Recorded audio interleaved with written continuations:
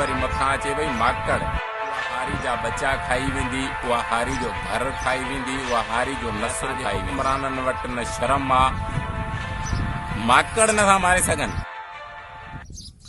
साथियो अस्सलाम वालेकुम, हक़ मौजूद जी सुन साथी। अॼु पाण ॻाल्हायूं था सिंध जे पुठिते पयल इलाइक़नि जे हारियुनि ते।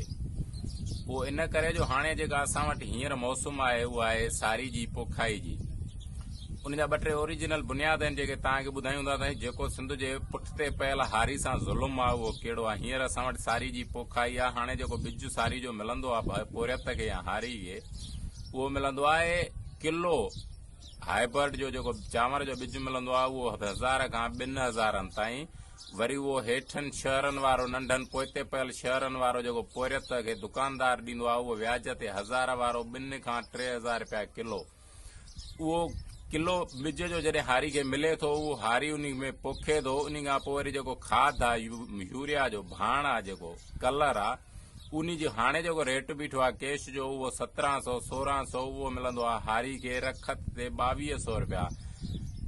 2200 रुपया माना बीण ते उहो मिले हारी खे व्याज ते भाण बिज। उहो हारी पोखे तयारु कंदो, बचन सूधो महिनत करे तयारु कंदो, त हाणे वरी मथां अचे भई माकड़।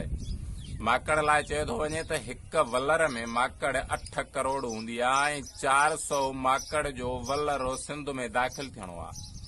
सुबुह खां वठी शाम ताईं हिन हेड़े 40 जहिड़ी गर्मी में बचन सूधो पोरियत कमु करे जॾहिं तयारु फसल कंदो ऐं वरी मथां इहा लखनि में जेकॾहिं अचे माकड़ लहंदी त उन पोरियत खे छा बचंदो छा उन पोरियत वटि। मां त हीअं चवंदो आहियां त हिन भेरे जेका माकड़ ईंदी उहा सिर्फ़ु फसल न खाईंदी, उहा हारी जा बचा खाई वेंदी, उहा हारी जो घर खाई वेंदी, उहा हारी जो नस्ल खाई वेंदी। ऐं असांजे हुक्मराननि वटि न शर्म आ, माकड़ नथा मारे सघनि, माकड़ जो हल नथा कढी सघनि। भल हारी जो नस्ल तबाह थी वञे, हिननि खे फ़र्क़ु न पवंदो, पर हे असेंबलियुनि में वेहंदा, हे ऑफिसुनि में वेहंदा, हे बंगुलनि में वेही उते ॻाल्हियूं कंदा त हारी तबाह थी वियो, उन ॾांहुं उपाव न वठंदा।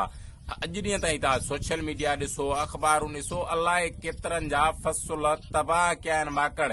हिकु डीलरनि तबाह कया आहिनि, हारी खे तबाह कयो, ॿियो व्याजनि तबाह कयो, 3 नंबर ते मथां वरी आफ़तूं अचनि पियूं उन्हनि खे। हारी वञे कहिड़े पासे? हारी वटि मुंहिंजी सम्झ में हिकु ई दॻु आहे, हिकु ई रस्तो आहे, हिकु ई तरीक़ो आहे। दुनिया सॼे जे पोरियत खे, सिंध जे पोरियत ऐं सिंध जे हारीअ खे पंहिंजो पाण में मुतहद थियणो पवंदो, गॾिजणो पवंदो ऐं जुड़णो पवंदो। जेकॾहिं हिन अहिड़ी सूरत हाल में बि सिंध जो पोरियत, सिंध जो हारी मुतहद नथो थिए त पोइ पंहिंजो नस्ल तबाह कंदो। जेकॾहिं हाणे बि आउं चवां थो, जेकॾहिं हारी ख़तमु थियो त धरतीअ जा इंसान ख़तमु थी वेंदा। इंसान जीअण लाइक़ु न रहंदो, छो जो हिन धरती जे इंसाननि खे बाग मेवा, खाधे लाइ चांवर, कणिक, जंहिं बि शइ जो नालो खणो, इहो सभु पोखे तयारु करे पचाए हारी पहुचाईंदो आहे। जेको ठाहे पोखे तयारु करे मार्केट ताईं पहुचाईंदो आहे, उहो पाण बुख ते हूंदो आहे। उन ते राइस मिल जो मालिक खां वठी उहो बि हिन हारी जे करे जीअरो रहंदो आहे, खाईंदो आहे, पीअंदो आहे। जेको फसल तयारु करे उन वटि खाइण लाइ कुझु न हुजे, जेको उहो साॻियो चांवर छड़ करे अॻिते मोकिले, उहो अरबपति हुजे, ब्रोकर अरबपति थी वञनि। हे सॼो जो सॼो मुआशिरो हलाईंदड़ हारी आहे। हे सॼी जे सॼी जेका काइनात खे पालण वारो, उहो खाराइण वारो उहो हारी आहे। उन खे पाण खे कपिड़ो पाइण खां कोन, खाइण खां अन्न कोन।